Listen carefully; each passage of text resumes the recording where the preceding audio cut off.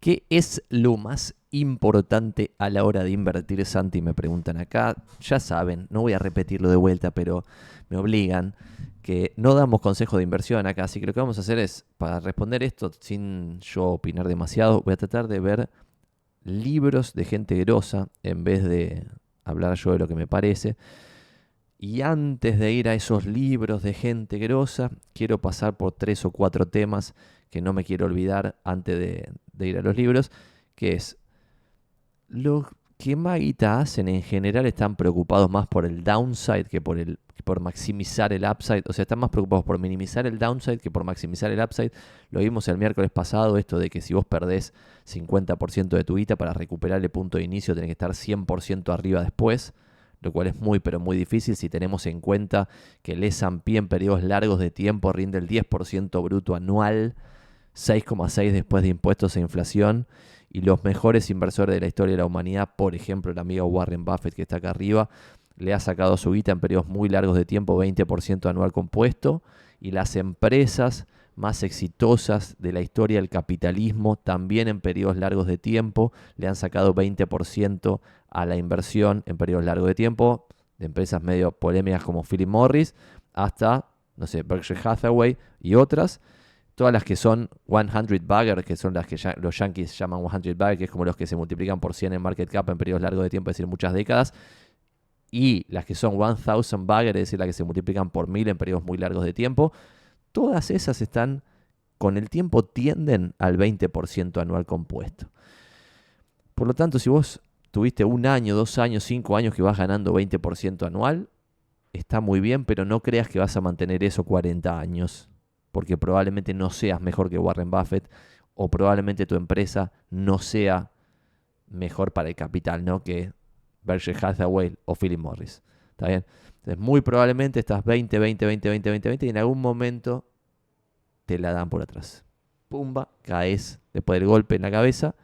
Y eso es por no estar minimizando el downside y estar todo el tiempo preocupado por el upside. Estar tratando de encontrar inversiones que te den el 50% anual, 60% anual, 32% anual. Bueno, puede terminar mal eso.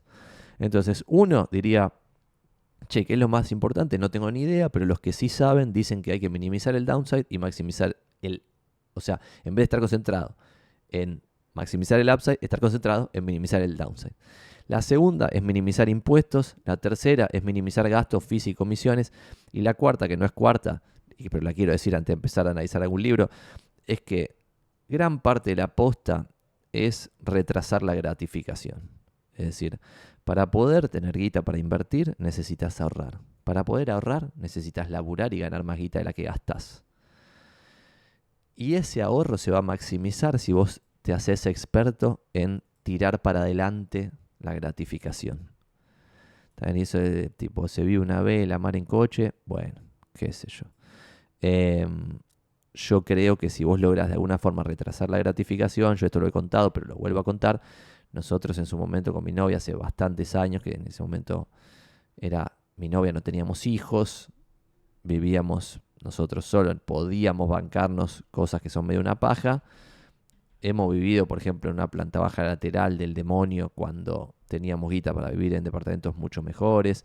Nos hemos mudado a un departamento que no tenía ni gas ni agua caliente por varios meses para ahorrar guita más furtivamente, a pesar de que teníamos trabajos recopados que podíamos acceder a otras cosas.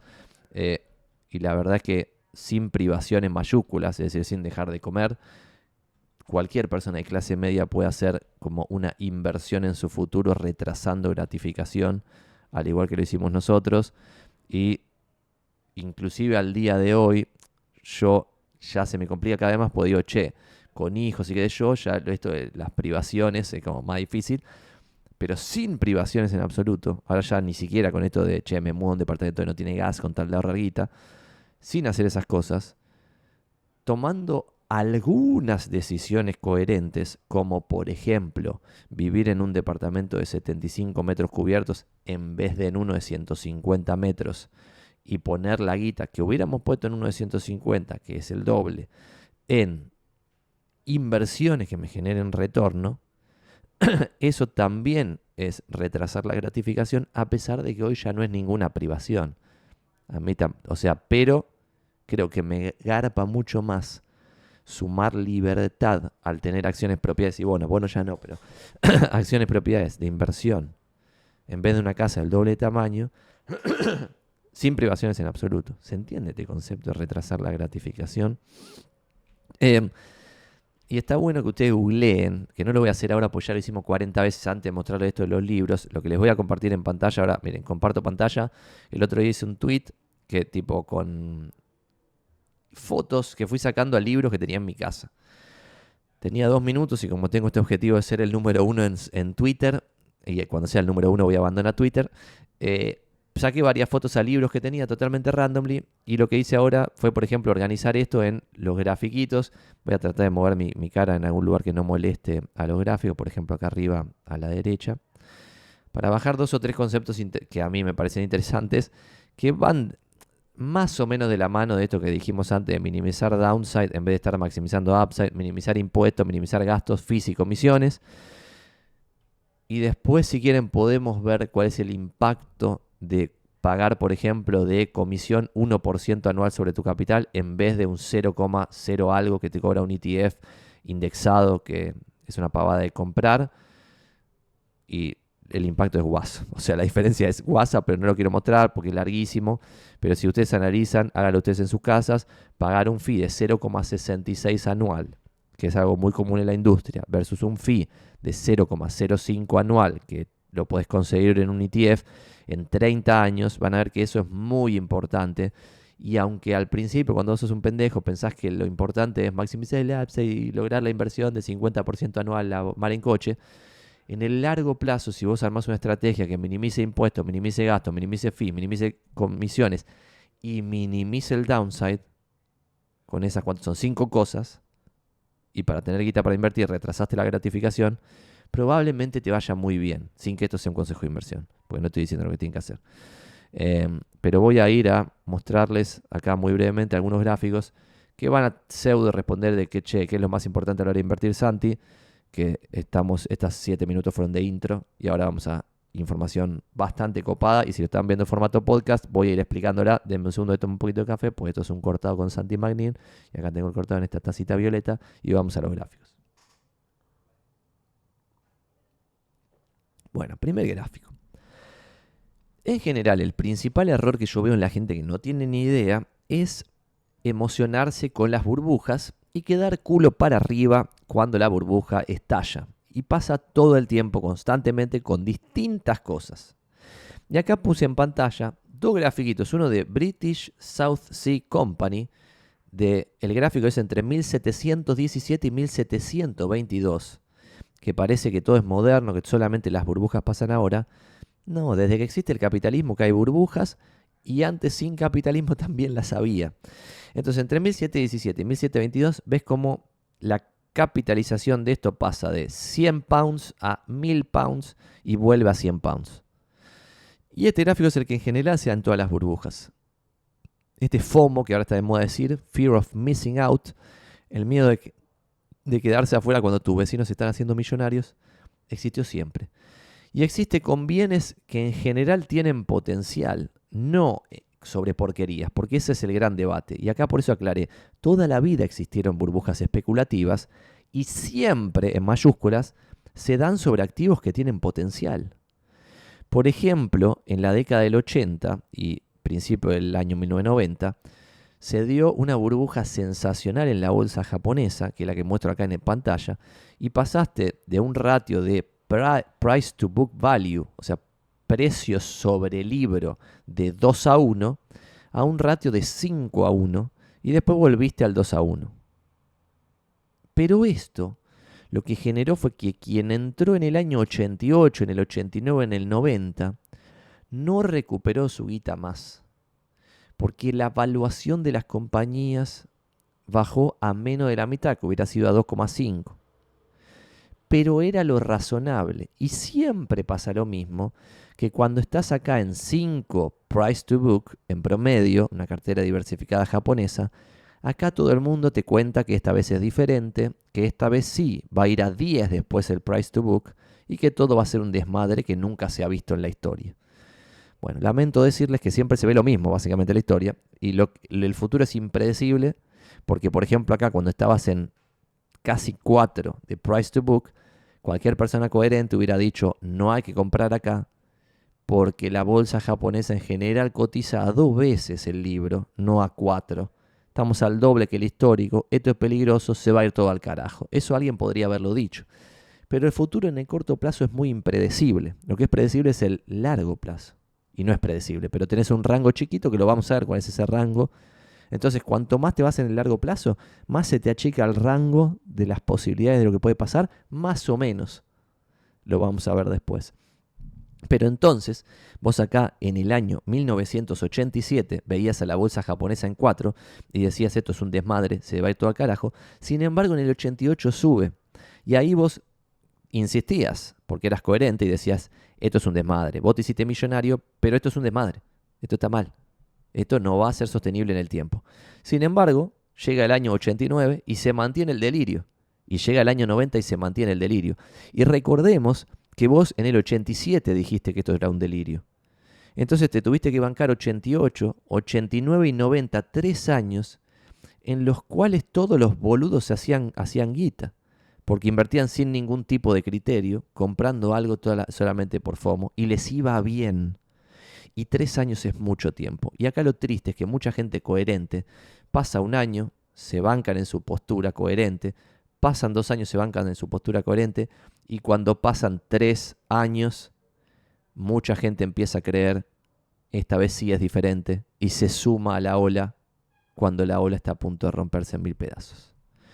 Y lo peor es que cuando se rompe en 1000 pedazos, vas al año, por ejemplo, 93, en que tenías a las empresas japonesas cotizando en 1.5 veces el price book. Y esto era un delirio también, pero para abajo en este sentido. Porque el histórico era 2. Entonces esa media a la cual se suele regresar de arriba y se suele regresar de abajo. Pero siempre es impredecible el futuro de corto plazo porque acá, cuando vos estabas en 1,5, podría haber bajado a 0,25. Y ahí decir, no, ahora sí el capitalismo desaparece en Japón porque tal cosa, tal otra. Esta vez es diferente, otra vez el mismo verso, pero del otro lado. Y ahí un montón de gente iba a estar vendiendo en 0,25, como acá alguien vendió en ese momento. Entonces, primer concepto súper clave que en teórico es muy fácil de ver, pero en la vida real, cuando tu vecino está haciendo guita, es muy difícil de implementar, es que toda la vida existieron burbujas especulativas y siempre se dan sobre activos con potencial. Entonces, debatir que tiene potencial, que las criptos son útiles para la sociedad y tienen potencial es una boludez. Lo que hay que debatir es si hay una burbuja o no. Que blockchain es útil, obvio. Que las empresas japonesas eran la gloria, obvio. Pero todo depende del precio. Entonces algo puede ser la gloria, pero si lo compras carísimo te va a ir mal. Y algo puede ser un desastre y si lo compras ridículamente barato te puede ir bien. Segundo concepto. Casi todos los fondos activos que eligen en qué empresas invertir pierden contra los fondos pasivos indexados. Vemos en pantalla un gráfico. Y todos estos gráficos que estoy mostrando son del libro A Random Walk Down Wall Street. Te voy a mostrar algún librito más, pero no mucho más para no enloquecerlos de información improcesable, sino para que tengan algo de información que quizás todavía al día de hoy no consideraban que puede estar buena y les puede servir. Y después vamos a ir a responder otras preguntas que tengo acá pendientes, que son cuáles son los peores errores del inmobiliario novato que me ponen ahí. La vamos a responder, principalmente no dedicar tiempo a la prospección. Después también vamos a responder cuáles son las mejores estrategias de marketing que uno puede hacer como profesional independiente, como inmobiliario, como soy yo, por ejemplo. Y la de cuán bueno sos invirtiendo, Santi, no sé si la voy a responder, pero como data objetivo, ¿no? Porque quizá tengo que mostrar demasiada información personal, no sé si eso lo voy a hacer.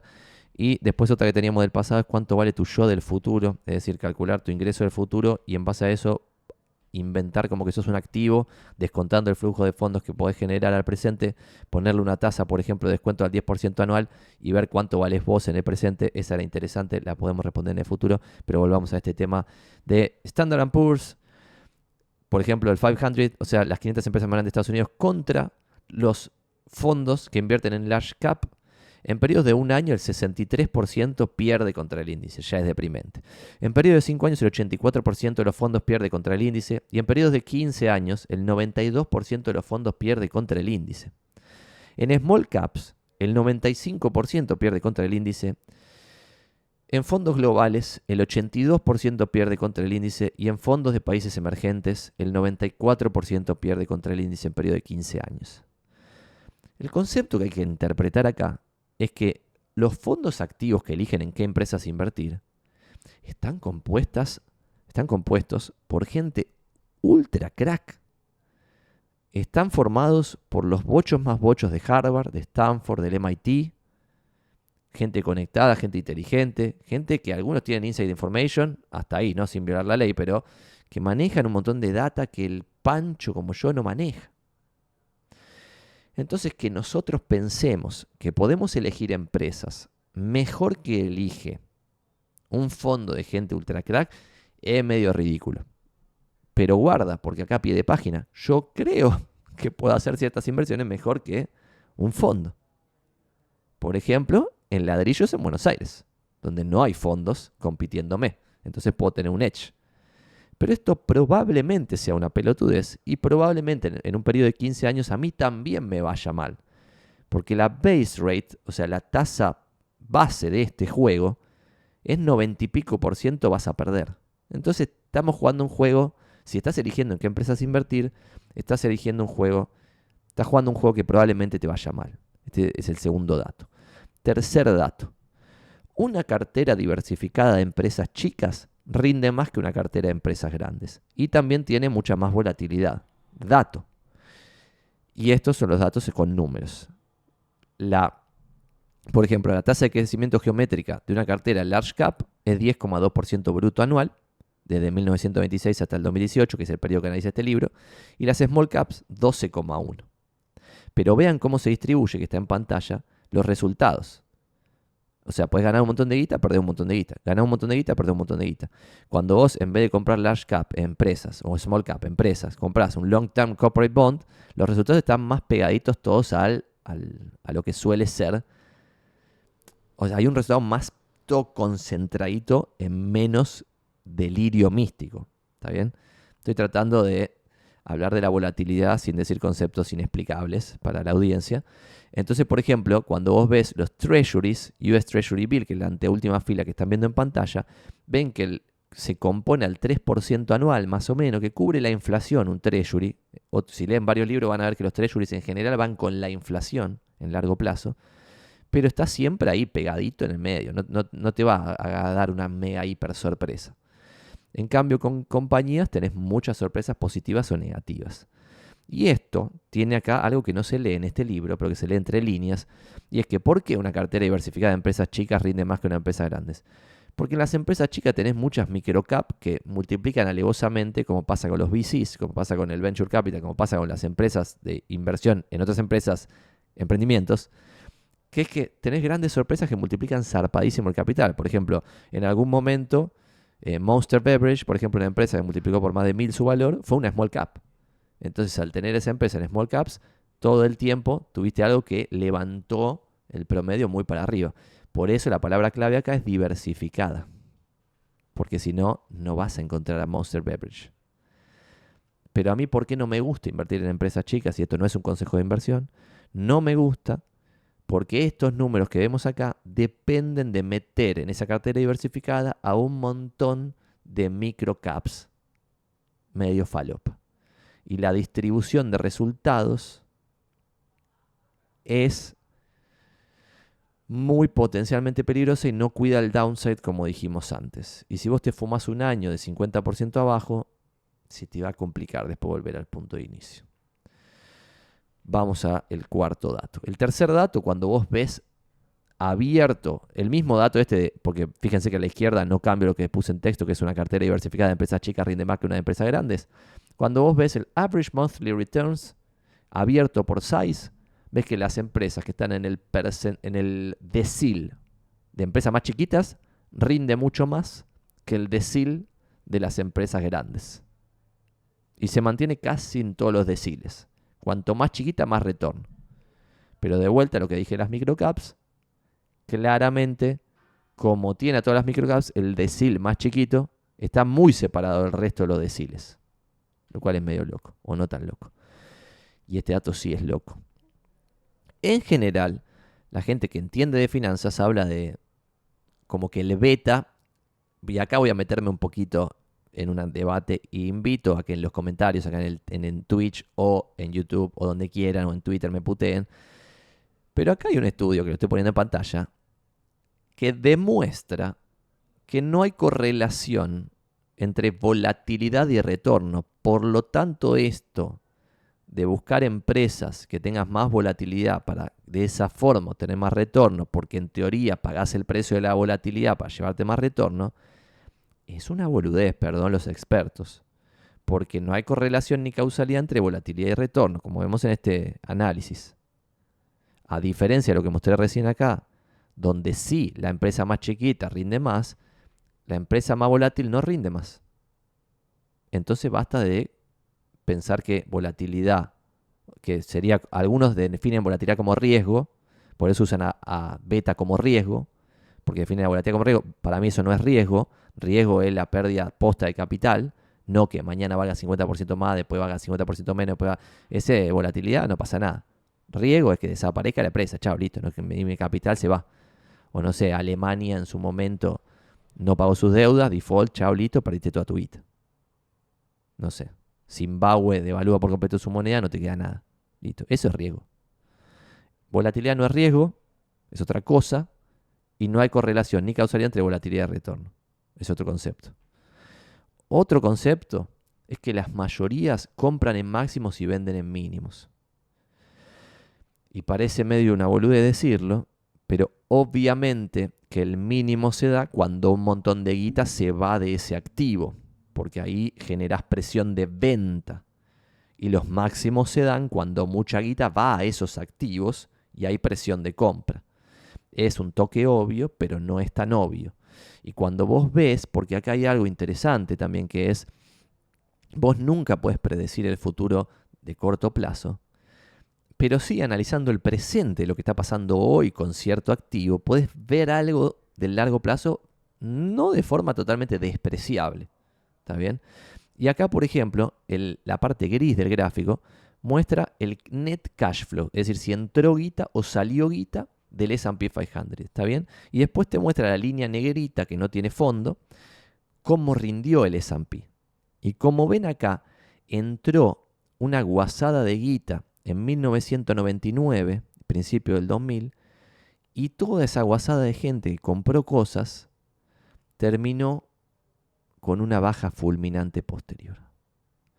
Y en el 2008, por ejemplo, cuando estábamos en mínimos, claramente, en ese momento vos podías ver que estabas en un delirio de guita yéndose del S&P. ¿Está bien? No podías saber lo que iba a pasar en el futuro, pero sí podés más o menos estimar que cuando se va mucha guita, si vos sos el que está entrando en ese momento, tu retorno va a tender a largo plazo a ser mejor que el promedio que se suele dar. Por eso a mí me gusta comprar cosas baratas y no cosas con potencial. Y no es consejo de inversión. Otro concepto que dice este libro es que una cartera diversificada de empresas con price over earning bajo rinde más que una cartera diversificada de empresas con price over earnings alto. Si vos agarrás el décimo decil por price over earnings, es decir, las empresas más caras, las que tienen un price over earning de 25 o más en su conjunto, el retorno del 10 años, es decir, del largo plazo, 10 años posteriores, es 4% anual.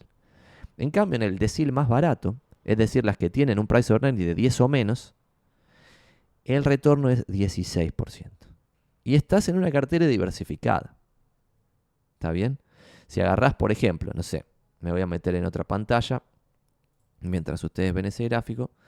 A ver, por ejemplo, en Finviz o en esos screeners copados. Voy a poner finviz.com.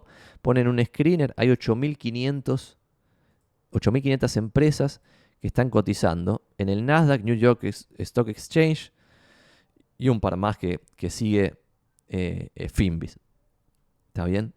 Pero esto, 8.500 empresas. Entonces, si vos agarrás el decil entero más barato, el que tiene el price over earning más barato hoy, son 850 empresas. esas 850 empresas van a rendir más que las 850 más caras. Y ahí también hay varias cosas que nadie interpreta, que es obviamente las que tienen 25 o más de price over earning, es porque el mercado estima que van a crecer a lo loco. Pero lo que ya se sabe es que es mejor inversión invertir en empresas que el mercado piensa que es una chotada antes que invertir en empresas que el mercado piensa que son la gloria. Y esto también es contraintuitivo y es medio bizarro, pero es así. Perdón, se me salió acá un cartel que no sé qué cadorna es. Cagamos. Bueno, no sé qué me salió. Hay un cartel del demonio que no sale en pantalla encima. Si lo muestro acá, por el costado, es ese cartelito. Si alguien me puede decir qué cadorna es lo que me salió ahí. Bueno, entonces cartera diversificada de empresas con price earning bajo rinde más que cartera diversificada de empresas con price earning alto. Y acá vamos a esto de el futuro predecible, impredecible, etc. Lo que muestro en pantalla es lo leo en inglés, después lo hablo en castellano. Range of final rates, return rates on common stock, various time periods, de 1950 al 2017. Es decir, en periodo de un año invirtiendo en empresas estadounidenses, podés ganar el 52 o perder el 37. En periodo de 5 años, ya estás entre el menos 2 y el más 28. En periodo de 10 años estás en menos 1 o más 20. Y en periodo de 15 años, y esto es retorno anual, en el periodo de 15 años, en el peor escenario estás en 4 arriba anual y en el mejor escenario 18 arriba anual. Y en periodo de 20 años se te achicó a 6,5 el peor periodo anual y 17 el mejor periodo anual. Y en periodo de 25 años, el periodo que una persona coherente debiera invertir, estás en 5,9 el peor retorno y 17 punto algo el mejor retorno. Entre el 6 y el 17. Entonces fíjense cómo cuanto alargás el periodo de inversión, más predecible se vuelve el futuro. Menos, y esto es medio loco también, porque es como, che, es medio una boludez lo que está diciendo Santi, porque cuanto más alargo el periodo de tiempo, más cosas locas debieran poder sucederse, entonces más impredecible se vuelve el futuro. Pero no, esto también es contraintuitivo. Es cuanto más alargo el periodo, todas esas locas cosas se mezclan entre sí y terminan achicando el outcome probable. ¿Está bien? O sea, tenés cierta probabilidad de ganar 6%, cierta de 7, cierta de 8, cierta de 9 y hasta 17. Pero en periodos de 15 años o más, no hay periodos entre 1950 y 2017, ¿no? Si hubiéramos agarrado de 1900 a 2017, que también hay data en Estados Unidos, vas a tener periodo de 15 años donde perdías guita, pues tenés la crisis del 30 en el medio, pero no periodos de 20 años donde perdías guita.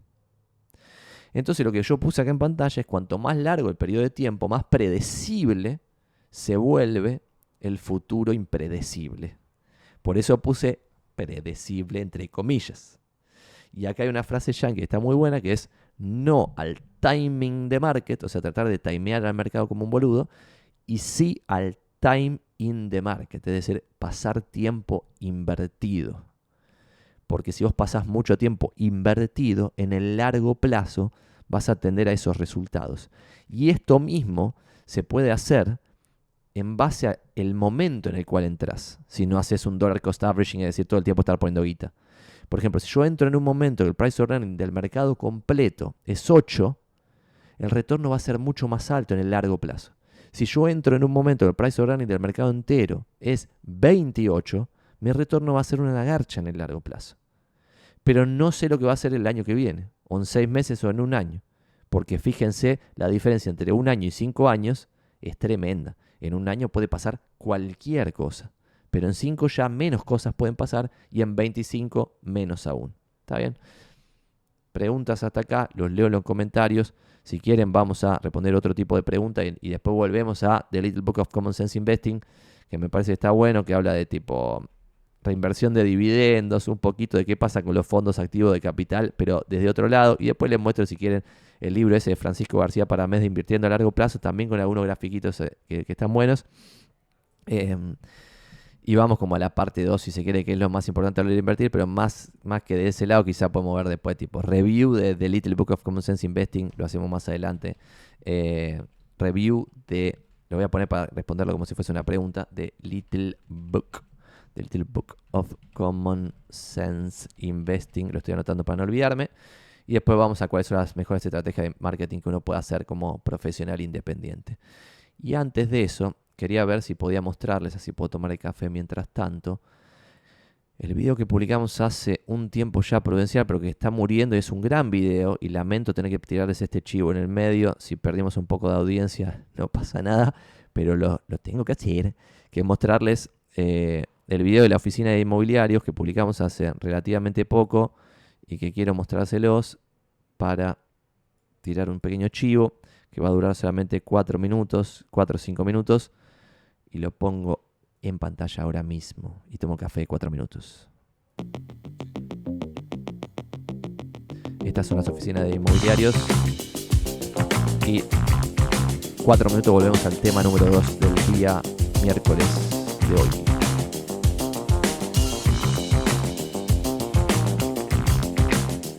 Estamos en la ciudad autónoma de Buenos Aires, en el glorioso barrio de Palermo. ¿Por qué estamos acá? Porque en este barrio están las oficinas de deinmobiliarios.com que ahora les voy a mostrar. De Inmobiliarios eligió estar en este barrio porque Palermo es el barrio que más movimiento inmobiliario tiene de toda la ciudad autónoma de Buenos Aires.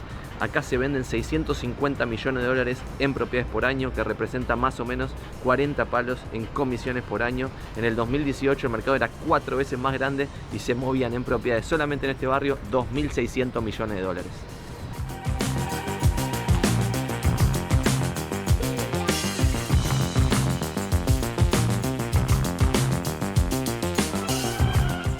De Inmobiliarios es la única red inmobiliaria bandera blanca de Argentina, inclusive de Latinoamérica. ¿Qué significa esto de bandera blanca? Esto significa que cada inmobiliaria opera con su propia marca. Marcela Agenta Operaciones Inmobiliarias, Rado Propiedades, Esperón Propiedades. Cada uno opera con su propia... Voy a detener levemente esto para poder hacer un comentario al respecto de esto. En Estados Unidos hay una red inmobiliaria bandera blanca que nadie conoce.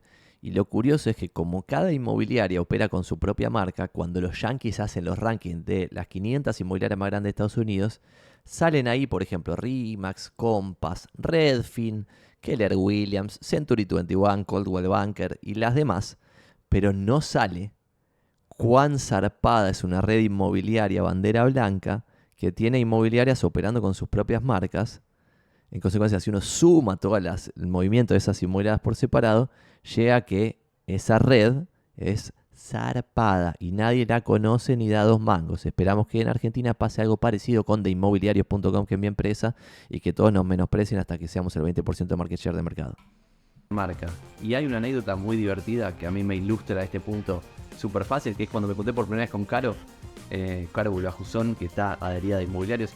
Y la primera vez que le pregunto, che, ¿por qué elegiste el rubro inmobiliario? Y me cuenta que eligió el rubro inmobiliario porque le encantaba hablar con gente, le encantaba estar con gente. Cosa que a mí no tanto, no soy tan sociable como Caro.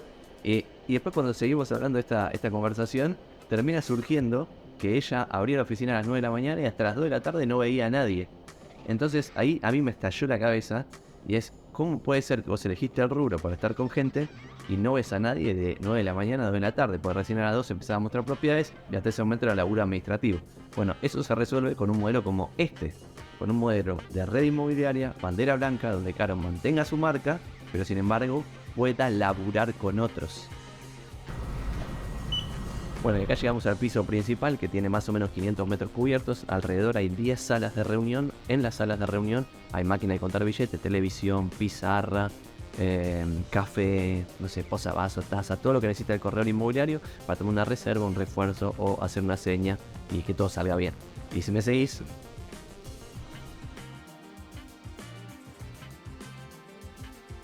acá en el área central tenés 32 puestos de laburo fijos y 17 puestos de laburo flexibles.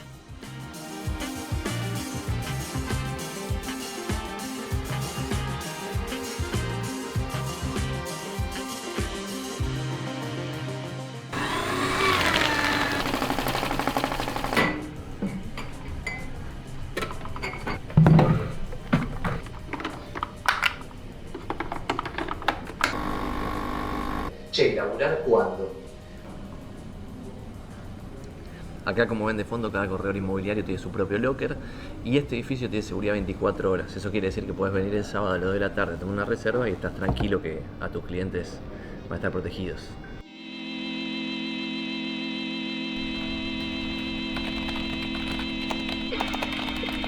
la totalidad de la cartera de cada inmobiliaria adherida de inmobiliarios sale con foto de fotógrafo, plano, visita virtual en 360 grados, que es básicamente esto, como estar inmerso adentro de la propiedad.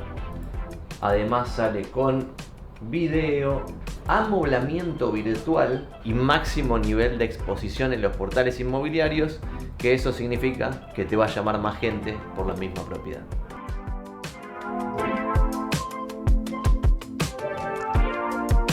Y esta que tengo atrás es la Biblioteca Popular Ryan Serhant, en honor al número 1, el amigo Ryan. Y dato de color que puede llegar a servirle a alguno de ustedes. Si quieren leer algún libro inmobiliario para empezar en el rubro, recomiendo fuertemente los libros de Gary Keller, el fundador de Keller Williams, los libros de Ryan Serhant y los libros de Bárbara Corcoran. 3 cracks de la intermediación inmobiliaria que les van a servir un montón.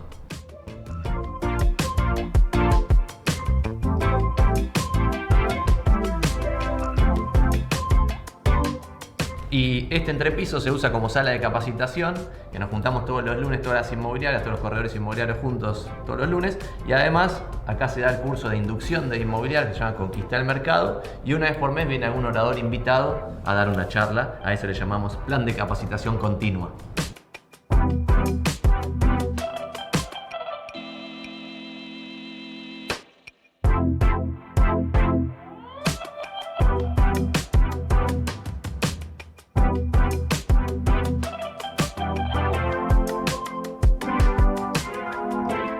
Y acá llegamos a la terracita, lugar de esparcimiento por excelencia, donde todos almuerzan.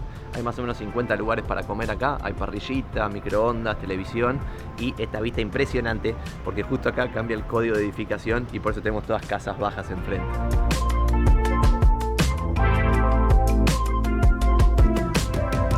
Bueno, así que ya saben, si les copa laburar con otra gente talentosa en una oficina muy copada como esta y con un estándar de calidad altísimo, ya saben lo que tienen que hacer, deinmobiliario.com/unirse.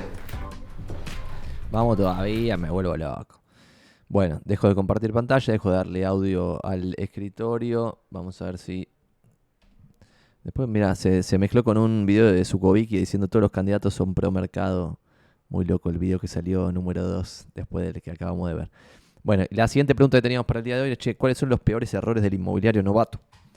Y me ponen así, onda, lo que debo evitar en mi primer año en la profesión Santi, y voy a tratar de ir uno por uno con más o menos casos concretos, que no voy a dar los nombres de las personas, pero que sí hemos visto una y otra vez acá y que pueden tener sentido para vos.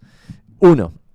Creo que es no dedicar tiempo a la prospección de nuevos negocios. El miércoles pasado lo hablamos y dimos detalle de los embudos de conversión y qué sé yo, y hacíamos la analogía de, esto tenés que ver a la venta de propiedades como una fábrica donde ya tenés el proceso armadito y no tenés que reinventar la rueda cada vez que captás una propiedad, cosa que veo un montón de inmobiliarios con experiencia que cada vez que captan una propiedad están reinventando la rueda de cómo venderla, a quién van a llamar, cómo van a hacer tal cosa, tal otra.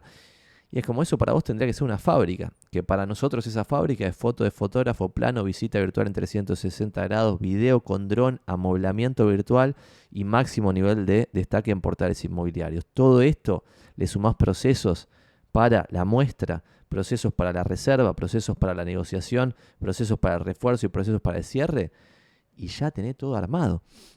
Y esto se puede resumir, y les voy a mostrar unos checklists muy por arriba porque es un material. Y no me manden WhatsApp. Mi número de WhatsApp está ahí, que es 11 3621. Pero no me manden mensaje de WhatsApp pidiéndome esto, porque les estoy diciendo que es una excepción que se los estoy mostrando en pantalla muy brevemente. Ni se los voy a mostrar, porque después me lo van a pedir para... Pero se los voy a leer más o menos. Nosotros tenemos un checklist para cada uno de los procesos, porque nosotros armamos un curso de inducción, y esto es la forma en la cual debieran conseguir ustedes, para no cometer este error, de, hay que aprender de quien ya vende bien, de que tiene una buena rotación, copiarle todo, mejorarle 2 o 3 cosas y repetir. Y después dedicar el tiempo a la prospección, a conseguir nuevos negocios. Para rubro inmobiliario es conseguir tasaciones. ¿Está bien? Entonces, de ese lado nosotros decimos, por ejemplo, checklist de pretasación. ¿Qué llevar a la reunión de pretasación? Una pretasación impresa. El díptico nuestro somos los nuevos inmobiliarios. Cada uno tendrá un díptico diferente, que es una publicidad básicamente. Un entregable de qué acordar con el comprador de tu propiedad. Un entregable de gastos a la hora de vender. Estos 2 entregables son educativos para que el propietario sepa dónde está parado. una ficha de tasación para ir completando con la carpetita nuestra que tenemos, siempre digo, la de plástico y escribiendo ahí la que se abrocha acá arriba. Después de la ficha de tasación, fichas de propiedades para mostrarle a los propietarios, es decir, y con fichas de propiedades que están en venta que son parecidas a la de él y mostrárselas como contexto. La carpeta gris o de cada color, la de inmobiliaria gris, pero una carpeta para dejarle todo a los propietarios. Es decir, para meterla ahí adentro del díptico de somos los nuevos inmobiliarios, el entregable que acordar con el comprador de tu propiedad, el entregable gastos a hora de vender, la ficha de tasación te la vas a quedar vos, así que no, y la ficha de las propiedades sí, así que no metes todo eso en la carpeta. Y tener en el celular la aplicación para escanear documentos, porque en la pretasación vos tenés que estar escaneando la escritura y todas las cosas. Y tener cargada la batería del celular. Esto está en el checklist.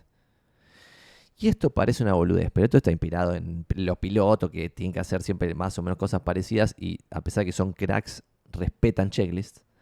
Es como, yo cuando laboraba en Tenar y fábrica, los obreros que tenían más accidentes eran los más experimentados, no los nuevos. Porque los nuevos siempre estaban atentos a que el tubo de acero sin cotura gigante que pesaba tonelada le reviente el cuerpo en dos. Pero sin embargo, el obrero con mucha experiencia, con 20 años de fábrica, ya en teoría la tiene clarísima, entonces no está respetando cada uno de los checklists que se armaron para que la fábrica funcione como debe funcionar.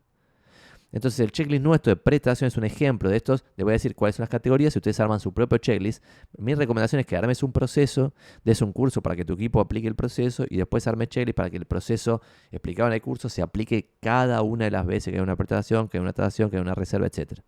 Entonces nuestro checklist de prestación está dividido en qué llevar a la reunión, lo acabo de decir, y qué tenés que llevarte de la reunión. Y lo que tenés que llevarte de la reunión de prestación es validar el NURC de los propietarios. Ya hemos hablado del NURC, necesidad, urgencia, realismo y capacidad. Tenés que llevarte fotos para hacer un informe de home staging en la oficina. Tenés que llevarte una copia de la escritura, tenés que llevarte reglamento de copropiedad, última liquidación de expensas y última boleta de servicios tipo AISA, BL, gas, luz, etc. Eso es lo que tenés que llevarte de la reunión. Entonces vos cuando lees el checklist, lo lees antes de salir y llevas lo que tenés que llevar a la reunión. Y cuando estás por entrar, puedes leerlo de vuelta para recordar qué tenés que llevarte de esa reunión que estás por tener. Porque la gente cree que en esa reunión de prestación tiene que saber bien cómo es la propiedad y qué sé yo. No es tan necesario. Lo más necesario es validar el NURC de los propietarios en esa reunión. Entonces nosotros tenemos un checklist de prestación, uno de tasación, uno de cómo se carga una propiedad en nuestro sistema de gestión, uno de muestreo, uno de reserva, uno de preparación de la escritura, es decir, la previa a la escritura, y un checklist del día de la escritura. Con esos procesos armados para esas cosas que acabo de decir, que lo puedes hacer con checklist, como vos lo quieras, con curso, como vos lo quieras hacer, con procesos para eso y respetando lo que acabo de decir de foto, fotógrafo, plano, visita virtual en 360 grados, video, control, amolamiento virtual y máximo nivel de destaque en portales inmobiliarios, no vas a perder el tiempo en boludeces y vas a poder dedicar tu tiempo a la prospección. Uno de los peores errores del inmobiliario novato es no dedicar tiempo a la prospección. Sería el primero. Te respondí largo, pero es el primer error. Segundo error clásico es captar por captar pensando que la cartera dice algo de vos. En de inmobiliarios, las inmobiliarias que más venden tienen cartera chiquita, porque rotan las propiedades. Vos al ver la cartera de una inmobiliaria no podés saber cuánto vende. Porque una inmobiliaria puede tener 2 propiedades de cartera y vender 2 propiedades por mes. Y una inmobiliaria puede tener 200 propiedades en cartera y vender una por mes. En el largo plazo, la inmobiliaria que vende las 2 que capta todos los meses va a tener un negocio aún mucho mejor que ese negocio que hoy es el doble del otro. ¿Por qué? Pues si vos tenés 100 propiedades en cartera y vendés una por mes, en un cuatrimestre vendés 4, vendés 4 de 100, 96 propietarios hablan pestes de vos. En cambio, si vos captás 2, vendés 2, captás 2, vendés 2, captás 2, vendés 2, listo, te va a ir bien. Y todos los propietarios van a hablar bien de vos y en el largo plazo te va a ir aún mejor. ¿Está bien? Tercer error. Preocuparse por vender en vez de preocuparse por generar confianza y generar relaciones de largo plazo. Esto es clásico. Muchas veces el inmobiliario, por querer cerrar una venta, pone en juego la relación de largo plazo con el cliente y este es un negocio de referidos. Por eso crecen las redes inmobiliarias grandes, porque entendieron esto que no entendieron los grandes, las inmobiliarias tradicionales grandes de antes. Las inmobiliarias tradicionales grandes de antes pensaron que esto era un jueguito de publicidad. Este es un juego de referidos. Para maximizar el juego de referidos necesitas gente, para que traiga cada uno su propio referido. Por eso las redes ganaron el mercado. Pero en el plano individual de un solo corredor inmobiliario, es un error garrafal preocuparse por cerrar la venta y cobrar esos $5.000 de comisión, matando la relación con el propietario o matando la relación con el comprador, que después te iba a traer 5 ventas ese vendedor si la hacías bien.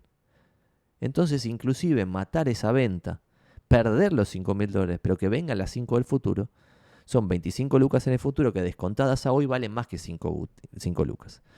Entonces aquí también hay algo loco que la gente a mí me indigna que no le dé bola a esto, que es que decir la verdad y preocuparse por construir relaciones de largo plazo, eso es mejor negocio que estar desesperado por cerrar una venta. No es solo lo correcto éticamente, sino que es mejor negocio. Vas a ganar más guita si decís la verdad. Porque esto es un negocio de confianza. Y aunque seas medio asqueroso o medio choto para las relaciones, si vos siempre decís la verdad y sos una persona confiable, vas a generar en el largo plazo mucho más negocios que el otro que es simpaticón y que agarra a la gente así, le hace así y la gente piensa que es simpático. Pero después chamulla y pierde la relación de confianza después de 3 años de relación con el cliente. Está bien, eso es una locura. Cuarto error de principiante novato o de experimentado que piensa como un novato es desaprovechar las muestras queriendo vender la propiedad visitada. Y esto es medio contraintuitivo. Es como, che, Santi, pero la muestra no es para vender la propiedad. No necesariamente.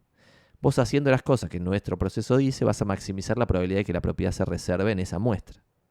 Por ejemplo, invitando a que haya una reserva, demostrando escasez del bien, etc. Todo eso va a demostrar que sos bueno haciendo lo que vos haces. Y va a maximizar la probabilidad de que alguien reserve la propiedad. Pero sin embargo, tu objetivo en esa visita debiera ser conseguir tasaciones. Tasaciones. No vender la propiedad que estás mostrando. Y cada una de esas muestras es como una obra de teatro en la cual te están dando la posibilidad de mostrar cuán buen actor sos. Entendido en el buen sentido, ¿no? No en el sentido chamullero. Sino, la persona vio a la propiedad publicada, sorprendentemente por la mayoría no está así, con foto de fotógrafo plano, visita virtual en 360 grados, video con dron, amolamiento virtual, y lo vio arriba en los listados. Lo vio con un aviso bien completo y cuando te llamó por teléfono lo atendiste bien y todo fluyó con alegría. Y cuando va a la propiedad, te encuentra con lo que nosotros llamamos el santuario, con alguna cosita para cambiar, con una musiquita bajita que no sea una merzada, y todo más o menos bien armado. Y cuando te hace preguntas, vos no lo molestás, pero cuando te hace preguntas vos informás espectacular. Te dice, che, ¿cuáles son los gastos? Sacás la hoja de cuáles son los gastos a la hora de comprar, explicás más o menos eso muy brevemente, la persona flashea. Y la persona sí o sí va a decir, vi 15 propiedades, Santi, y esta es la primera vez que me pasa esto. Y sí, yo trabajo así todas las propiedades. ¿Conoces a alguien que esté vendiendo y no pueda vender? Y te aseguro que si eso lo haces 1, 2, 3, 4, 5, 10 veces, vas a captar un montón de propiedades de las muestras. Y esa es la forma en la cual tu negocio crece. Y el quinto error del novato, o no tan novato, pero el error más común, es no tener una propuesta de valor diferencial. Que en el largo plazo esto es una catástrofe. La gente siempre te va a comparar con otros, a pesar de que vos en principio seas el único inmobiliario conocido. Siempre te va a comparar con otros. Te va a comparar con el compañero del colegio, con la prima, con el amigo del amigo. Hay inmobiliario por todos lados porque somos 33.000 en Capital Federal y se venden 3.000 propiedades por mes. En consecuencia, al haber una sobreoferta de inmobiliarios, siempre vas a competir con alguien. Y no puede ser que no tengas una propuesta diferencial. Hoy por hoy, todas estas pavadas que yo dije de foto de fotógrafo, plano, visita virtual en 360 grados, video con dron y amolamiento virtual y máximo nivel de destaque de los portales inmobiliarios, no lo hace nadie para todas las propiedades. Para algunas propiedades, las inmobiliarias buenas la hacen. Pero para todas las propiedades, desde la propiedad de $30.000 en Constitución hasta la de $700.000 en Recoleta, no lo hace nadie, solo nosotros. Entonces esa es una propuesta que hoy nos pone diferentes al resto de la oferta. Pero sabemos que eso es copiable. Entonces nosotros estamos ya un paso, si se quiere adelante o pensando el paso adelante, de ver, che, cuando todos nos copien esto, que tarde o temprano lo van a hacer, ¿qué vamos a hacer nosotros? Entonces ahí ya pasa el concepto de diferenciación para el marketing, que es algo que no sea fácil de copiar. Que el otro día lo publiqué en Twitter y lo voy a mostrar acá en pantalla, o al menos se los voy a leer para recuperar esto, pues estaba bueno en un libro, vi de barreras de entrada, estaba bueno el libro, hablaba de, che, cómo se puede construir una barrera de entrada posta. A ver si lo encuentro. Tengo un montón de cosas que posteé últimamente en Twitter. Tengo como 14.000 tweets antes de este que estoy buscando, así que hay que ver si lo encuentro. Pero estoy casi seguro que lo posteé hace poco, así que debería encontrarlo. Estoy llenando con esta. Vamos carajo, acá lo encontré. Es una imagen que dice, che, ventajas competitivas, que sería como la diferenciación para el marketing, no ser diferente. El primer paso es ser diferente a la competencia. Tenés que ver cómo vas a ser diferente. Vos sos arquitecto, ya tenés algo para ser diferente a la mayor parte de la competencia. Es decir, entiendo concepto de arquitectura que el inmobiliario básico no entiende. Sos contador, entendés cierta parte de economía que el inmobiliario básico no entiende. Lo mismo sos licenciado en economía, licenciado en administración, estudiantes económicas, tenés algo diferente. Pero no tenés diferenciación. Hay un montón de económicas que se trabajan de esto. Entonces, diferenciación se logra con una ventaja competitiva. Y la ventaja competitiva puede tener 5 grandes categorías que son activos intangibles, switching cost, efecto red, bajo costo, cultura. De esta forma se construye en una empresa una ventaja competitiva. Activos intangibles es, tenés marca, tenés patente, tenés licencia, tenés alguna otra regulación que te protege. Listo, vas a construir sobre un activo intangible una ventaja competitiva. También puedes construir una ventaja competitiva sobre un switching cost, o sea que sea muy caro cambiar a vos como proveedor por otro, ya sea por tiempo, por dinero, por status quo bias o por loss aversion bias. ¿Está bien? Switching cost.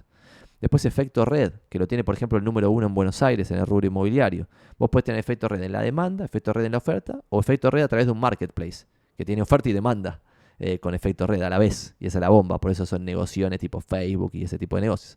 La cuarta es bajo costo, por proceso, por escala, por nicho, por interconexión o integración con otros proveedores. Por ejemplo, si de inmobiliario mi empresa tuviera adentro el relevador que hace la foto, el plano, la visita virtual, el video con dron, el amoblamiento virtual, y fuésemos además un portal inmobiliario, ahí tendríamos una ventaja competitiva de bajo costo que nadie nos podría igualar. ¿Ven? Absolutamente difícil de copiar, porque hacer un portal inmobiliario es casi imposible. Hacer la parte de relevamiento sí se puede hacer, pero tener, por ejemplo, un estudio 3R, que es la empresa número 1 en Argentina de relevamiento de propiedades, es muy difícil. Yo conozco a Sergio, el dueño, y fue muy difícil el camino para lograr llegar a donde está. Y la quinta forma de construir una ventaja competitiva es a través de la cultura. Construir una cultura, como también tiene el número 1 en Argentina, o sea que el número 1 en Argentina tiene marca, activo intangible, efecto red, porque son muchos y venden en red, y cultura, 3 cosas. Ventajas competitivas. Las inmobiliarias tradicionales gigantescas tienen un activo intangible muy grande que es la marca, que les trae producto, pero no tienen efecto red. Porque trabajan entre 10, entre 20, entre 100. Igual no hay efecto red. Son chiquitos. Y la cultura a veces no es una ventaja competitiva para las inmobiliarias tradicionales. Pero sí, las tradicionales que son muy grandes, quizás tienen alguna ventajita en bajo costo. Porque tienen poder de negociación con algunos proveedores. Lo mismo que nosotros tenemos acá, por ejemplo. Nosotros, al tener una oficina de 500 metros en Palermo, Hollywood, súper copada, tengo una ventaja competitiva de bajo costo, porque tengo escala. ¿Está bien? Por escala, logro que el costo individual para cada corredor que yo le voy vendiendo el servicio sea mucho más bajo. Pero ahí ya me fui un medio al carajo. Entonces, haciendo un repaso, respondiéndote a esta pregunta de, che, ¿cuáles son los peores errores del inmobiliario novato? Así onda los que debo evitar en el primer año de la profesión, Santi, sería, que lo fui pensando antes, por eso lo tenía anotado. No dedicar tiempo a la prospección, captar por captar pensando en la cartera. O sea, 1, no dedicar tiempo a la prospección. 2, captar por captar pensando en la cartera. 3, preocuparse por vender en vez de por generar confianza y relaciones de largo plazo. 4, desaprovechar las muestras queriendo vender la propiedad en vez de queriendo captar nuevas propiedades. Y 5, no tener una propuesta de valor en principio diferente y en segundo nivel, si querés conquistar el mercado de verdad, diferencial. Que no es solo diferente, sino que es que está basada en diferenciación, que está basada en ventajas competitivas, ¿está bien? Entonces esos son los peores errores del inmobiliario novato para mí. Y nos quedaba hacer ahora el review de Little Book of Common Sense Investing, que lo vamos a hacer ahora juntitos, y quizá metemos también algún libro más, tipo sería como review de libros falopa que le gustan a Santi. Y lo hago a través de, voy a mover la cara para algún lado acá, tiki, tiki, tiki, y lo hacemos acá, tipo tuki, tuki. The Little Book of, a ver si podemos volver para atrás, acá, The Little Book of Common Sense Investing, de Bogle, fundador de Vanguard, que es básicamente el que logró que los ETFs indexados de bajo costo sean mainstream, capo. Voy a achicar mi carita para empezar a mostrar algunos temas. Tema 1 es este.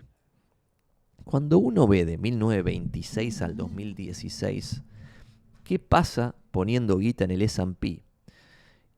Y sacando los dividendos y gastándoselos en otra cosa, versus cada vez que se cobra un dividendo, reinvertirlo en el mismo S&P, llega a que entre 1926 y el 2016, el resultado de solamente quedarse con la apreciación y fumarse los dividendos, se convierte en $10.000 en 1.7 millones. Obviamente este periodo es muy largo, no alcanza la vida de una persona, pero es un ejemplo. Y los $10.000 se convierten en 59 millones cuando se reinvierten los dividendos. O sea, 1 millón y pico contra 59 millones. Fíjense la diferencia, ¿no? Es realmente abismal. No se llega a ver bien en el gráfico porque está en escala logarítmica. Pero si estuviera en una escalita con los números uno tras otro, llegaríamos a que estos dos gráficos están abiertos, pero tremendísimamente. Pero tremendísimo. Y esto acá están los números, por ejemplo, en 1980 o en el medio de 1950, algo así. Y pasás de 20.000 a 92.000. Y después de 100.000 a 900.000. Y estos sí son periodos que alcanzan una vida para llegar. Entonces, sin reinversión de dividendos, no hay efecto bola de nieve. Ese es el concepto que el primer concepto que quería decir. Voy a volver a poner mi cara arriba si tapamos ese pedacito de cosa que está ahí arriba molestando. Entonces, ese es el primer concepto. Segundo concepto que muestro acá en pantalla. Este libro está bueno porque tiene un gráfico de qué pasa con los fondos, por ejemplo, entre 1970 y el 2016. Y no solo casi todos los fondos activos que eligen en qué empresas invertir pierden contra los fondos pasivos indexados, sino que el 80% de los fondos ni siquiera sobrevive a largo plazo. Cuando vos agarras este periodo de más de 40 años, tenés que de la muestra que tomaron, 281, 80% de la muestra, no sobrevivió el periodo. Y de los que sobrevivieron, tenés 11 que son solid losers, que es que perdieron 2% más por año, sobrevivieron, pero que hijo de puta. Entre 1970 y 2010 fueron perdiendo 2% más que el índice por año. Marginal losers, es decir, que estuvieron todo ese periodo entre 1 abajo y 2 abajo. Market equivalent, quiere decir que estuvieron en -1 o +1, es decir, fueron en el mercado. Marginal winners fueron 8 nada más, que es decir, los que ganaron entre 1 y 2 arriba del índice. Y solid winners, los que de verdad hicieron ese laburo de elegir empresas y si lo hicieron bien, que le ganaron por al menos 2 puntos o más al índice entre 1970 y el 2016. Y esto no sé si lo vimos, cuándo lo vimos, pero mostrábamos que también estaba en este mismo PPT que estaba por acá. Lo vimos hoy al comienzo, ¿no? Esto de, esto que muestra ahora en pantalla, que casi todos los fondos activos que eligen en qué empresas invertir pierden contra los fondos pasivos, y mostramos que en periodo de 15 años, como vemos acá en pantalla, el 92% de los large cap pierde contra el índice, el 94,83% de los que invierten en emerging markets pierden contra el índice, el 95% de los smart caps pierden contra el índice. No solo eso, que el 95% pierde contra el índice, sino esto, que el 80% ni siquiera sobrevive. Es un delirio total. Bueno, vamos a un segundo libro y con esto vamos avanzando y vamos liquidando. Llevamos 1 hora de transmisión. Va, un poco más de transmisión, pero 1 hora de grabación. Y tengo 1.000.000 de cosas que hacer, así que lamentablemente hoy no le vamos a meter 2 horas, sino 1 hora y pico. Es el libro de Francisco García Paramés de Invirtiendo a Largo Plazo, que está en castellano, o sea, porque es un español y está buenísimo. Y tiene 2 o 3 datos copados. Y hay un par de datos de Argentina en el libro, lo cual está bueno. Y, por ejemplo, uno de los datos de Argentina tiene este gráfico, que es la evolución del Merval y del IPC en Argentina entre 1993 y el 2013. Y como ven en pantalla, el IPC, es decir, los precios van por arriba, o sea, van más o menos igual, porque en realidad también empiezan arriba en la base del primer año de 1993, pero como que mantienen la misma lógica los precios y el Merval. Entonces, esto es loco porque este periodo que vemos en pantalla son 20 años. Entonces, el Merval no garantiza revalorización del capital ni siquiera en periodos largos de 20 años. Que como veíamos antes, sí se sucede en las bolsas de los países desarrollados. Y otro tema que también muestra el libro de Argentina es que los bonos argentinos con cada default o con cada malaria fulminante pierden más o menos el 80% de su valor. Y esto lo veíamos históricamente lo hablamos de, hay que proteger el downside en vez de estar pensando en el upside. Y es como, ¿cómo puede ser? Si esto ya se sabe que pasa siempre. ¿Cómo puede ser que siga repitiendo ad infinitum? Es un delirio. Tercer concepto que me gusta de este libro es que muestra esto que está en otros libros yanquis, pero lo muestra en castellano, está bueno, que es la rentabilidad sobre el capital invertido de las diferentes industrias. Y cómo el capitalismo no es un solo capitalismo para todos, sino que depende de la industria el número que termine dando. Entonces voy a achicar mi cara acá y ven que, por ejemplo, en las farmacéuticas tenés retornos que de media entre 1965 y el 2017 arrancan en el 15%, ponele. La media está en 20 y algo, 20 más o menos, y en 25 las mejores farmacéuticas. En empresas de software, las peores están en 10, la media está en 15 más o menos, y las mejores están en 30. Pero vean cómo pasa esto, tiqui, tiqui, tiqui, tiqui, tiqui, y el retorno sobre el capital invertido en aerolíneas está en el 5. O sea, levemente por arriba de la inflación. En eléctricas está casi pegada toda, mínimo, máximo y media, todo ahí en 5 y moneditas, porque como es un negocio tan seguro, funciona como si fuese un bono, una eléctrica, con tarifas reguladas y 1.000 millones de kilómetros. Esto en países civilizados. Y telecomunicaciones integradas es la tercer peor industria, con una media de 5 y moneditas y también muy pegadito los retornos. Las eléctricas yo entiendo que el retorno sea una chotada porque, claro, no tiene... O sea, como que no hay una eléctrica que le vaya súper mal. Pero sin embargo, a las peores farmacéuticas, que están acá arriba de todo, le va muchísimo mejor que al... O sea, las peores farmacéuticas que están midiendo acá en este gráfico, que creo que es el tercer cuartil, no sé qué punto es el último punto, está tipo como por arriba de la media de todas las industrias. O sea, el tercer cuartil de las farmacéuticas, si es que esto es el tercer cuartil. Pero ponele las peores, comillas, comillas, comillas, comillas. Obviamente no son las peores, porque las peores funden y chau, desaparecen. Pero esto está bueno para ver la comparación entre las industrias. O sea, vos, sin saber absolutamente nada, si invertís y entrando constantemente, no en un momento determinado, pues si entras carísimo en farmacéutica te va a ir para el orto, pero si entras constantemente en farmacéuticas, te debiera ir mejor que entrar constantemente en aerolíneas. Pero de vuelta va a depender del precio, porque este es el retorno sobre el capital invertido. Y después las empresas se venden a diferentes, por ejemplo, price over earnings, a diferentes ratios de distintas cosas. Entonces vos podés comprar quizás farmacéuticas carísimas porque se sabe que es mejor negocio, y aerolíneas ridiculísimamente baratas a pesar de que son el peor negocio. Entonces podrías ganar vos más guita con aerolíneas que con farmacéuticas, pero sí es importante saber que hay industrias más rentables que otras y esto es indiscutible. Después, para vos como inversor particular, puede ser más rentable invertir en una eléctrica, en una aerolínea, si las compras regaladas, antes que invertir en una, no sé, farmacéutica, en una empresa de software, en una empresa de tecnología, o una empresa de bebidas, que son las mejores, si las compras carísimas. ¿Está bien? Pero eso no quita que hay industrias más rentables que otras. La farmacéutica, las tecnologías y las bebidas son las 3 mejores industrias que existen.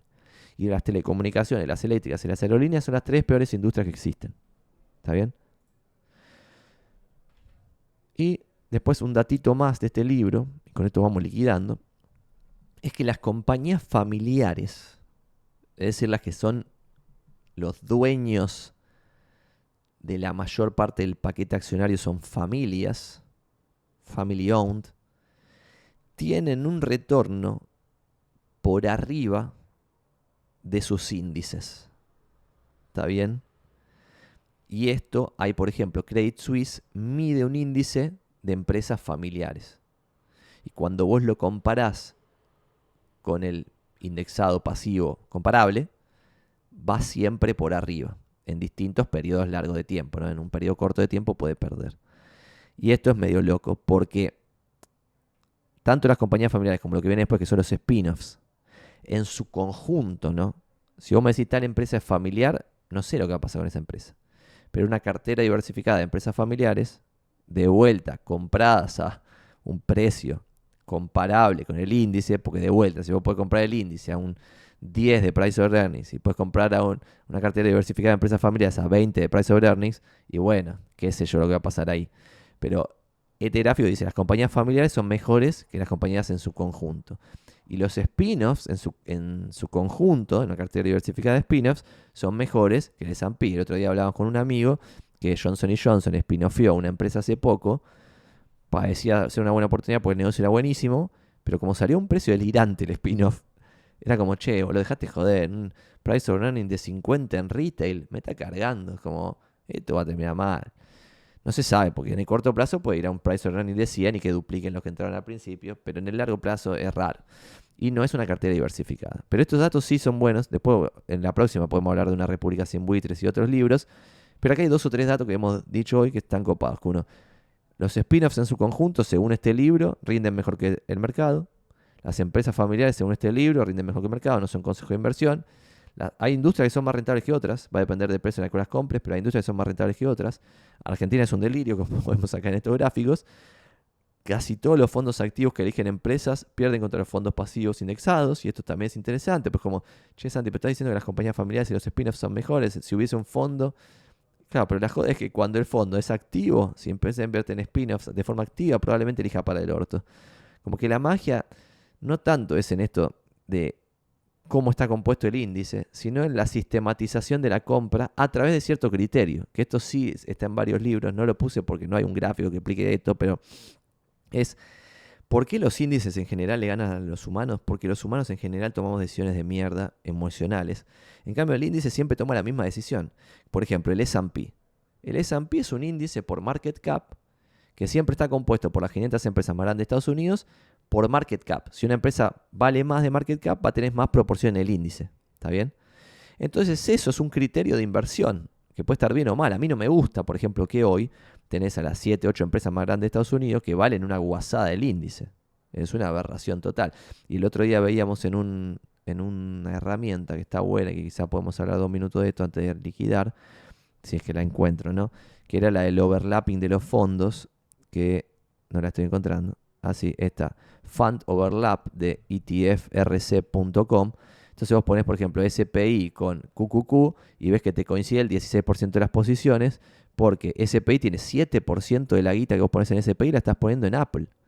Y en QQQ, cuando vos pones, por ejemplo, $100.000 en QQQ, estás poniendo $12.300 en Apple, $13.000 en Microsoft, $7.000 en Amazon, $7.000 en Nvidia y $4.000 en Alphabet clase A.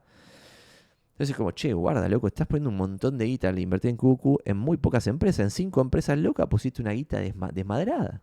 En 5 empresas locas, que son Apple, Microsoft, Amazon, Nvidia y Google, Alphabet. Entonces es como, eso a mí no me gusta. Pero porque soy un humano falible y eso no me gusta, probablemente tome decisiones de mierda que terminen como esto de los que esta gente es mucho más capaz que yo, la que estoy mostrando en pantalla. E igual sistemáticamente pierden contra los índices. No porque los índices sean el mejor criterio de inversión, sino porque todo el tiempo hacen lo mismo. Es como si fuesen un humano infalible. Es decir, toman la decisión, por ejemplo, el SPY, que es un ETF pasivo indexado, que muestra cómo está compuesto el S&P 500. Y listo, invierte en eso. Entonces a la larga es como si fuese un humano que tomó la decisión de invertir en el S&P 500 por market cap todo el tiempo sin parar y nunca cambiando de opinión. Y eso es lo que funciona. Porque hay libros que explican, por ejemplo, distintas estrategias de inversión y lo sorprendente es que no solo el S&P es una buena estrategia de inversión, que es la que Buffett, por ejemplo, recomienda que sus herederos pongan el 90% de la guita en el S&P, en el SPY o uno de costo más barato que el SPY, alguno de Vanguard, sino que otros criterios de inversión parecidos, pero siempre el mismo puto criterio, funcionan también ganándole a los fondos activos. Por ejemplo, vos podrías tomar la decisión de, che, voy a invertir en el S&P, pero siempre equally weighted. Y ahí la segunda decisión es cuándo vas a rebalancear la cartera. Porque equally weighted es cuando empezás. Hay un paper de una universidad, no me acuerdo, lo vimos acá en algún miércoles del pasado, que mostraba qué pasaba si vos invertías en las 500 empresas originales del S&P y no hacías nada más que cada vez que te pagaban dividendos, reinvertir ese dividendo en la propia empresa que te había pagado el dividendo. Y lo que pasaba era que esa estrategia le ganaba al S&P. Y eso es una locura porque eso hubiera sido un fondo muy fácil de mantener. Tipo, nunca hagas nada, solamente cuando te pagan un dividendo recompras la misma empresa que te pagó el dividendo. Y si hay un spin-off, te quedas con el spin-off. Y si quiebra una empresa, te quedas hasta el final, hasta la quiebra, a ver qué te queda de lo que quebró. Y todo así, sin hacer nada. Eso no era un equally weighted con rebalanceo. Era un equally weighted original y después ningún rebalanceo. Entonces terminabas teniendo una posición súper grande de las empresas que le iba bien. Pero sin embargo eso le ganó al S&P. Pero ¿por qué también fue una buena estrategia? Porque siempre fue la misma. Fue una estrategia y respetada en el tiempo. Que en el largo plazo nosotros no podemos respetar. Porque a mí mismo, que esto me fascina, todo el tiempo estoy pensando cosas nuevas. Entonces voy a cagar mi rendimiento por estar pensando cosas nuevas. En vez de decir, che, vamos con un equally weighted, que puede ser, no sé, todo el S&P, una vez por año lo rebalanceo, en una fecha random para que no sea el 1 de enero, porque quizás hay muchos ahí rebalanceando boludeces. El 14 de julio rebalanceo y listo. O cada 2 años, o cada 18 meses, o cuando mierda sea, pero siempre hago exactamente lo mismo. Por ejemplo, podría ser, agarro el decil más barato de la bolsa en cada momento, una vez cada 16 meses y 2 días rebalanceo, y siempre tengo en cartera equally weighted del decil más barato del mercado. Más barato según qué criterio.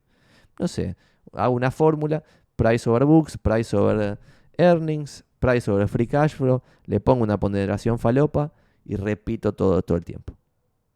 Ahí me va a ir bien. Pero eso no lo voy a poder hacer, ya lo sé. No lo voy a poder hacer porque soy un humano falible. Entonces, cuando lo haga 1 año, 2 años, 3 años, 4 años, 5 años, cuando el año pase el 8, ahí voy a tener algún mambo psicológico, voy a tomar una decisión del orto y voy a vender todo y voy a hacer otra estrategia de inversión. Y ahí la cagué. Porque lo que se vio en el pasado es que los fondos activos pierden contra los índices por no respetar una estrategia de inversión de forma sistemática. Si ustedes se fijan, en Estados Unidos, y con esto liquidamos, hay un fondo que se llama Tweedy Brown, que tiene más de 100 años y que pasa totalmente desapercibido. Nadie está hablando de eso. Porque se habla de cualquier boludez. Se habla no sé, de Tesla en vez de hablar de cosas de verdad donde la gente pueda hacer guita posta. Entonces Tweedy Brown existe hace más de 100 años. Eso quiere decir que algo hacen bien. Y puede ser que su estrategia sea mejorable, porque cuando yo veo una estrategia de inversión siempre estoy pensando cómo puede mejorarse. Tengo ese mambo psicológico. Entonces veo la estrategia de Tweedy Brown, que tiene más de 100 años, y digo, che, se podría mejorar haciendo tal y cual cosa. Y es como, pero vos sos tonto, Santiago, porque esto ya tiene más de 100 años. Y por algo sobrevivió. Es como, algo acá está muy bien hecho.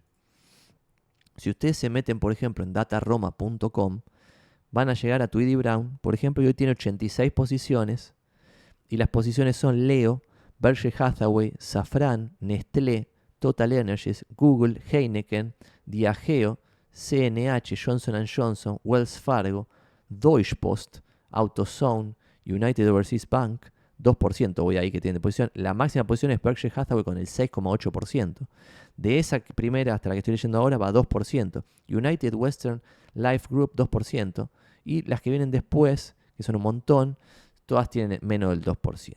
Menos del 2%. Y después tipo las que menos tienen, algunas japonesas 0, algo por ciento.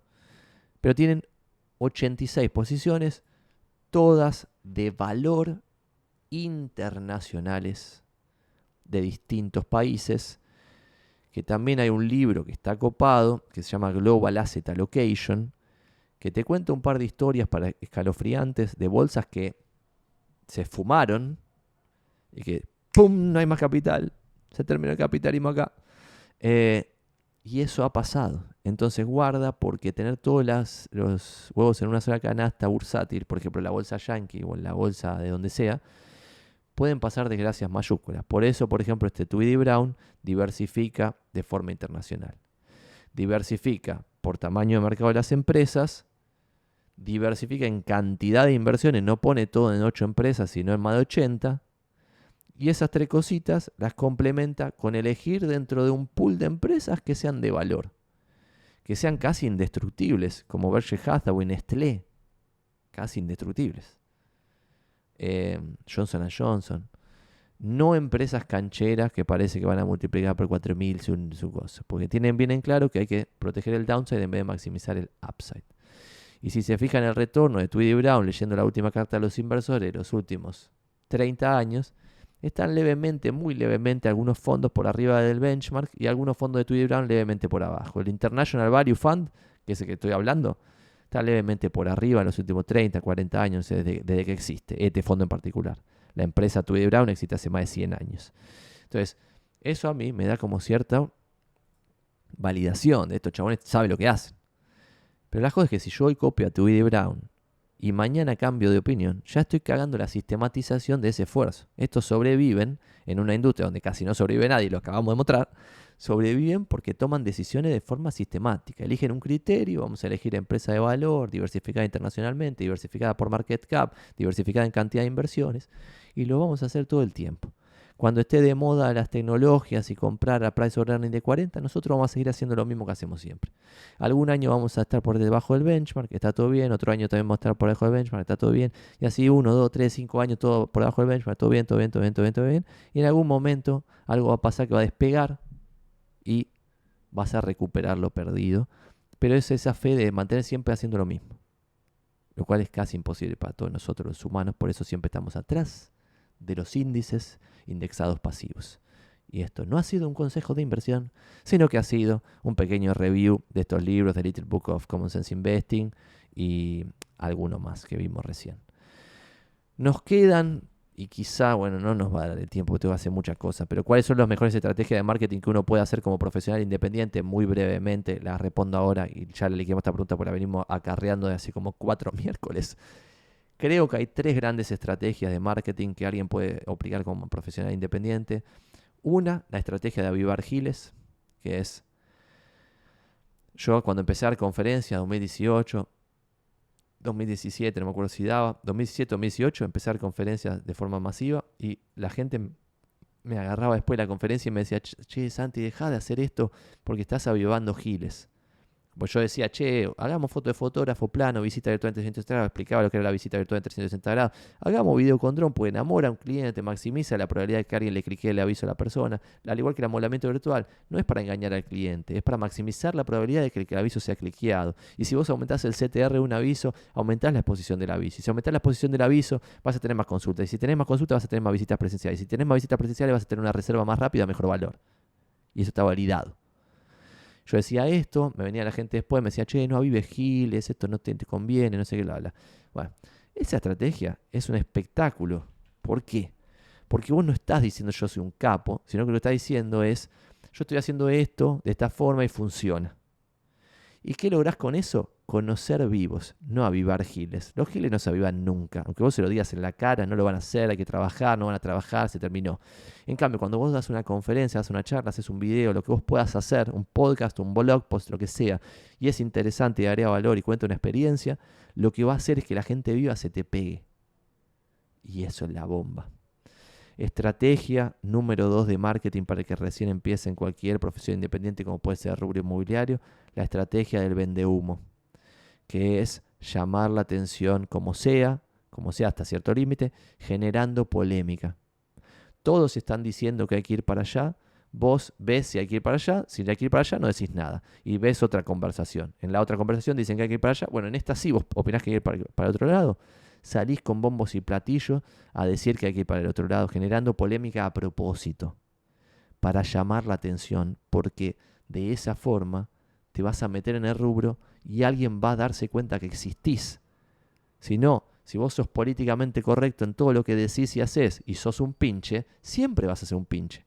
El que tiene que ser políticamente correcto en todo es el número 1, porque tiene algo que perder. Pero si vos sos un panchín, tenés que estar todo el tiempo tratando de generar polémica, llamando la atención y yendo en contra del mainstream, en lo que se pueda ir en contra, ¿está bien? Sin mentir nunca, pero sí encontrando una parte donde vos opinás diferente y visibilizando esa parte constantemente. Esa es la segunda estrategia, la del vendehumo, que a veces se considera mal decir vendehumo, pero no está tan mal. Y después, la tercera y última, es la de Rocky Balboa en Rocky 1. Que la llame así. O sea, la primera es la de avivar giles, la segunda es la del vendehumo y la tercera es la de Rocky Balboa en Rocky 1. ¿Qué quiere decir la de Rocky Balboa en Rocky 1? Lograr que los líderes del mercado te suban al ring. ¿Está bien? Si vos sos líder y un panchín te discute en algo, vos no tendrías ni que responderle. Hacés caso omiso. ¿Por qué? Porque no te conviene subir al ring a ese que no existe. Pero si vos de alguna forma, siendo un panchín, lográs que te suban al ring con el número 1, ya está. Aunque pierda la pelea como Rocky perdió en Rocky 1, peleaste el título por los pesos pesados. Y si perdés con dignidad, empezás a aparecer en el panorama del rubro. ¿Está bien? Y esto es importantísimo. Este video lo hicimos cortito, me parece, esta de cuáles son las mejores estrategias de marketing que uno puede hacer como profesional independiente. Esto es más como para empezar. Pero son buenísimas, me parece. Y son las que yo apliqué para estar más o menos donde hemos llegado, que nos va bastante bien. Y esto, lo que estamos logrando con deinmobiliarios.com no tiene sentido estadístico. O sea, no puede haber pasado. Un mercado donde el player número 1 tenía un market share bestial, enorme, gigante, donde había inmobiliarias tradicionales gigantes, con 60 años de experiencia, con gerentes súper formados, mucho más formados que yo, con vendedores más formados que yo.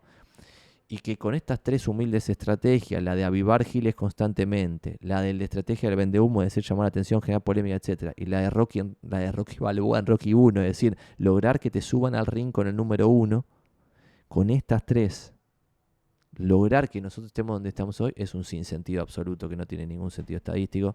Por eso creo que hay muchas cosas coherentes acá para aprender. Bueno, liquidamos a todos. Si esto lo están viendo en YouTube, like y suscribirse, pásenselo a alguien. 80% de los que consumen este video no están suscriptos, lo cual es una locura. Y si esto lo están viendo en YouTube, esto sale por Twitch todos los miércoles, 9:30 am, más o menos hasta las 11. Hoy estamos liquidando más o menos a las 11, pero a veces le metemos 11:30, 12, lo que fuese.